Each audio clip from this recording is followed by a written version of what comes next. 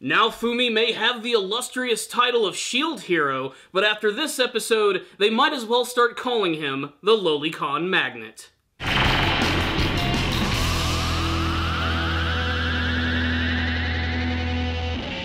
Naofumi's fantasy adventure continues in another exciting episode of the Rising of the Shield Hero. I'm gonna go ahead and raise up my shields to maximum. That's my spoiler warning for this episode. Make sure to go watch it and then come back to this review. This episode wasted no time in introducing a brand new character to the series who looks like they're going to be another part of Naofumi's entourage. And big shock, it just so happens to be another Lolita anime girl. She's super cute, she's obsessed with chocobos, and her name is Melty.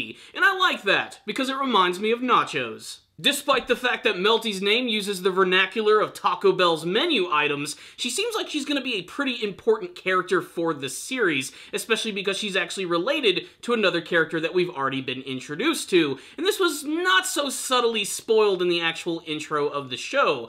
Avid viewers will notice that we actually see her in the intro next to the mysterious queen of this fantasy world in the intro, and that'll give you a pretty good idea of who she is and who she's related to, and yep, it just so happens that she is the younger sister of mine, the psycho bitch. Luckily, it looks like Melty is going to be the exact opposite of her slutty sister. In fact, it looks like she's going to be an important part of Naofumi's crew, or at least being instrumental to allowing him to exist in this world, at least with a little less grief. Melty, unlike her slutty sister, looks like she's going to be more important in the grand scheme of things, and because she is the youngest daughter, she's actually the heir to the throne of this kingdom. And this, of course, causes a lot of tension between her and her sister. Although, just like Naofumi himself, I have to question if her motives are actually good. It's kind of hard to trust anyone in this series after what happened at the very beginning, and honestly, I think that's the most important part of this episode, is watching Naofumi open up to brand new people. We already know that he's good friends with Raftalia and Felo, but how is he going to interact with the girl who effectively is related to the person that screwed him over in the first place?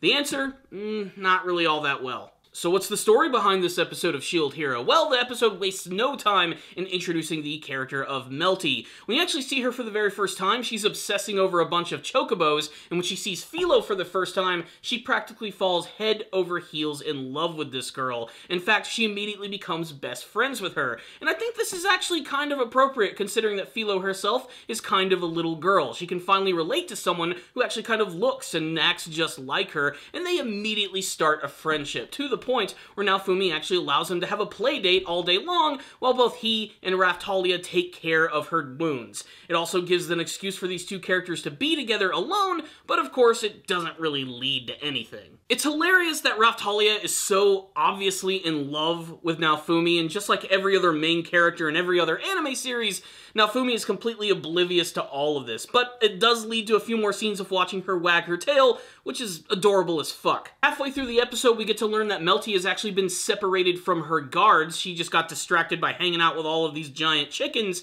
and she asks to join Naofumi's group and accompanying them to the main capital where she can go back with her family. Of course, Naofumi sees this as an opportunity to make some money on the side and definitely agrees to do this, but he knows that if he walks into the capital, it's probably going to cause something of an uproar. And of course it does, because we finally get to the return of everybody's favorite foppish asshole, Motoyas, who immediately just starts causing shit. He starts by attacking Naofumi, causing a lot of damage to all of the stalls in the area, and hilariously causes a lot of dudes to just start fighting each other, kind of like an angry mob in The Simpsons. There's no rhyme or reason for it. It's just funny and crazy. Why is Motoyasu even attacking Naofumi in the first place? Well, again, he's trying to free one of his companions. He thinks that Felo, the little angel girl, is actually a slave to Naofumi, and this is when it's revealed that Motoyasu actually has an obsession with little angel girls. While it is kind of goofy and over the top in that crazy anime kind of way, it does kind of make him look like a pedo. We even get to see the return of Mind the Psycho Whore, who decides that she's going to allow a battle to happen between the Spear and Shield Hero, mostly just because she loves being a bitch whenever she can. But that's when Melty makes her grand entrance, making the declaration that she is indeed the sister and is not going to allow this to happen. She even talks down Motoyas by telling him that, look, if you want to be a hero, but if you continue to fight people in the streets like this, you're going to end up destroying everything. Who's going to pay for this shit? You? Motoyas also gets to learn that Felo is not just the angel girl, but but is actually the giant bird that has been traveling with Naofumi, and it leads to another fantastic scene where she ends up kicking him in the balls, which at this point have to be completely shriveled like a pair of grapes. He even wears some armor to try and protect his balls, but getting kicked by a queen-level Felo is probably going to hurt a lot, and I'm guessing this is probably going to end up being a running gag of the series, a running gag which I definitely approve of. Melty seems like she desperately wants to help out Naofumi with something, but he certainly has his doubts, especially after learning that she is indeed the sister of mine. She could be trying to do the same thing, and there's no way that he's even going to try and trust her, although I have a feeling that she probably is nothing like her sister, but if she is, man, they fooled me twice. So what's the rundown on this episode of The Rising of the Shield Hero? A very simple but very effective episode with the introduction of a brand new character.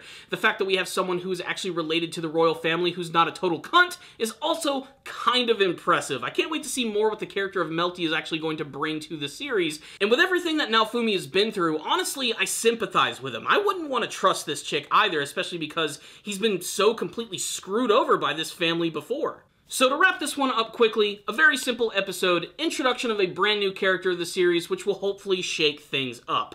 I can't wait to see what her affiliation with Naofumi is going to be and what she actually wants to do to help him out. I think it's an interesting prospect for the series, which is why I'm going to give this episode a 4 out of 5. Make sure to check out this episode if any of you did watch it. Tell me what you thought about it in the comment section below, and what you hope to see from the rest of The Rising of the Shield Hero.